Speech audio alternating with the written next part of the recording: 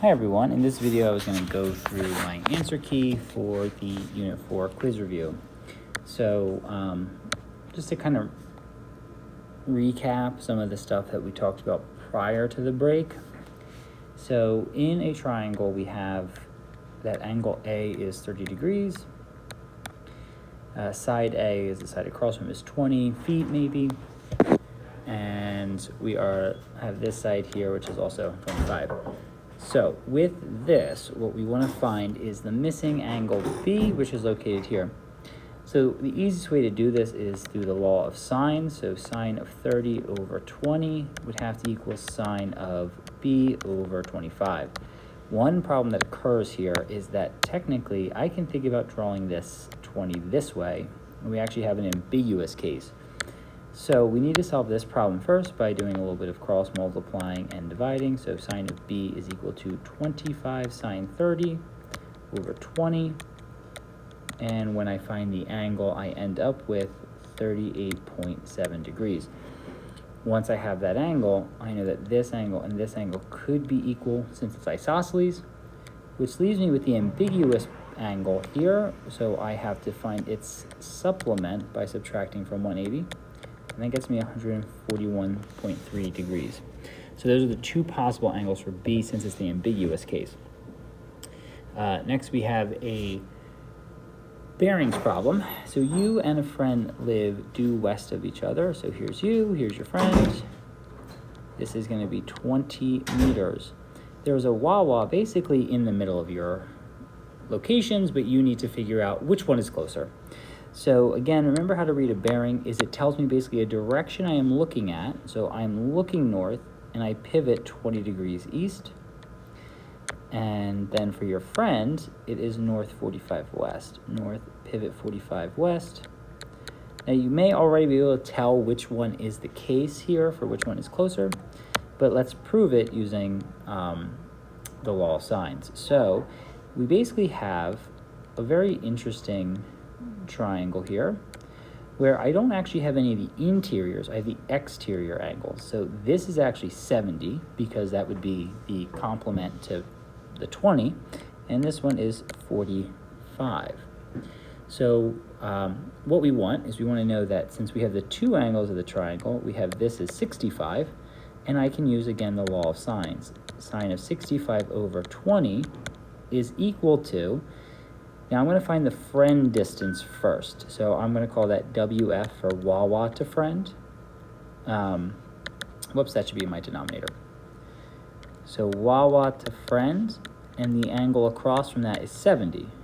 So when I solve that proportion, I end up with 20.7. And now I want to find my distance to Wawa. So I'm going to say that YW. So sine of 65 over 20 equals sine of now 45, because that's across from the YW answer. U to Wawa, and that's 15.6. So I do live closer using the law of sines. And you may just kind of know this just because of the way angles work.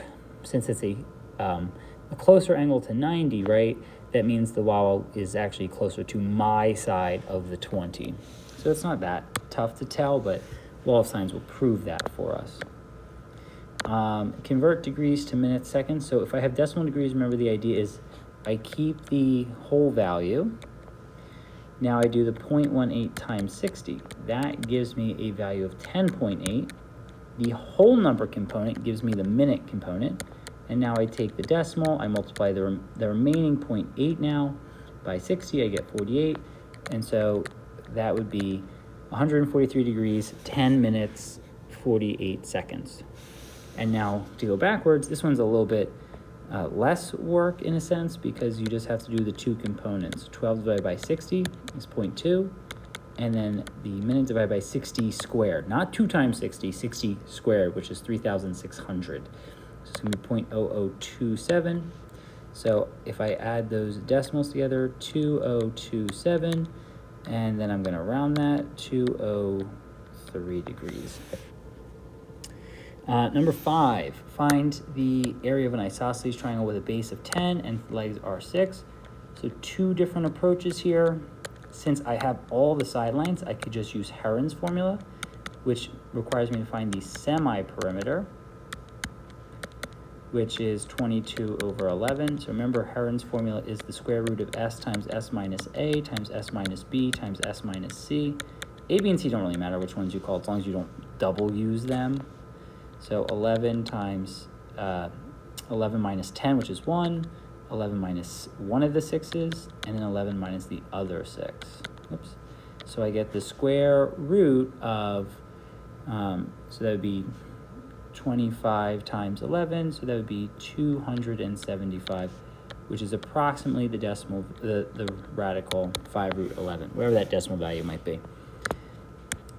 If you give me a decimal, that's fine. I just have my answer in square root form. And then here, it's kind of a wavy isosceles triangle, so let's just pretend it's not. And so here, I can actually just find the height using the fact that this is an isosceles triangle. Oh, sorry, not 11. It should be 10. And so if I use Pythagorean theorem, 6 squared equals b squared plus 5 squared. So b squared has to equal 11. So the height is the square root of 11. So area is 1/2 of the base being 10 times the height at that spot is 11. So again, I get 5 root 11. Now for 6, it's a little bit of a different question here. So in the previous question, could I use Heron's formula to find the area of a triangle if the legs were 5 instead of 6? So let's think about this here for a second. If my triangle has a base of 10 and the legs of 5, what happens as I try to create the triangle is these two sides will actually form sort of a collapsed triangle because the two sides, the length of the two sides is equal to the length of the whole side. So basically when I try to like stack them, they'll fall. And they'll fall equally so that they don't form the triangle. So none of the areas would work. And here's kind of a way to prove it using Heron's formula. If I actually find the semi-perimeter, I get 10. Well, when I go to do the semi-perimeter formula, s times s minus the side length, when I go to do the base, 10 minus 10 is 0. So no matter what the other two parentheses would be, that creates an area of 0. So it actually fails. And then finally, everybody's favorite. Oh, I know everybody loves these. The rotating problems. So we know a bike wheel is rotating at 10 revs, 10 full revolutions in 1 second.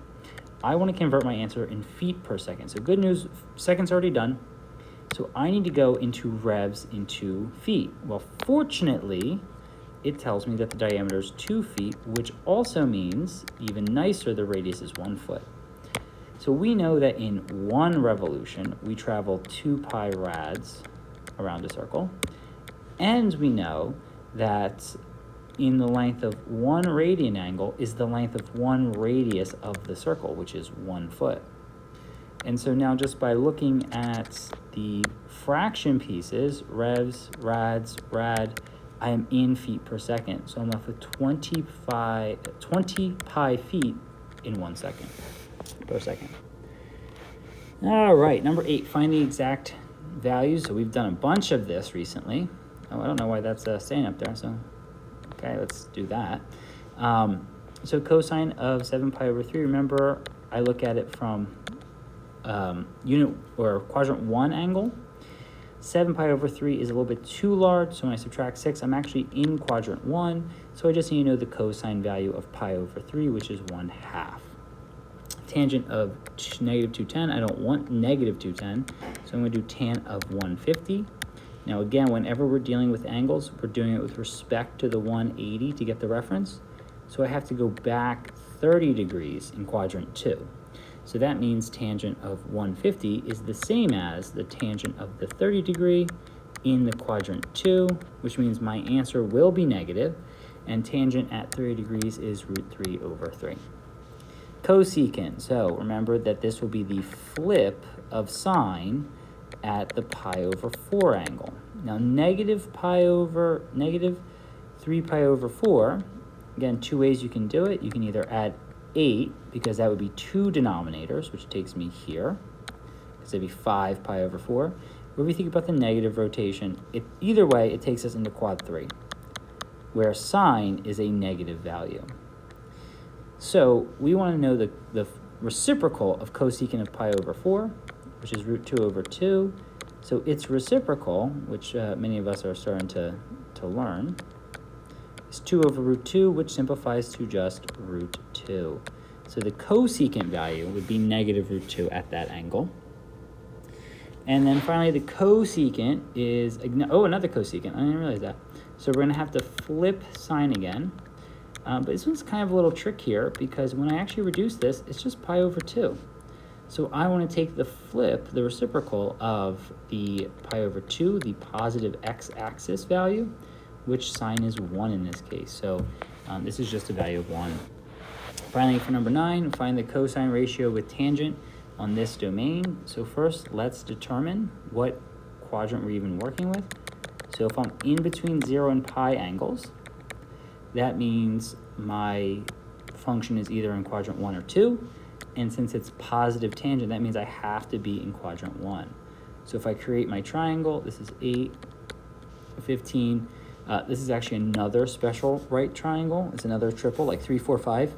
8, 15, 17 is another one of those. There's another one, 5, 12, 13, which is pretty helpful. But the cosine ratio at this point would just be the adjacent angle, or the adjacent side, over the hypotenuse. All right, finally, evaluating function. So just using our exact values to find our actual values. So sine of root 3 over 2, that would be the 60-degree angle in the first quadrant. So sine is 1/2.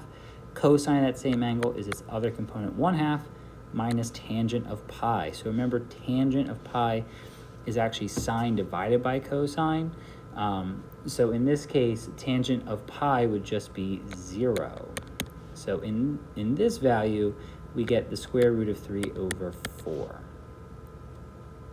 And then in B, so it's sine squared, or tangent squared, sorry, but really you just need to evaluate tangent of 5 pi over 3 first. So don't focus on that component, just focus on this.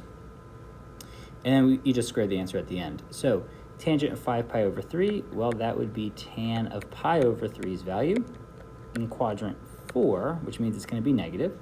So tangent of pi over 3 is root 3, and it's negative. So that's the 5 pi over 3 value, but now I'm going to square that. So it's actually just 3.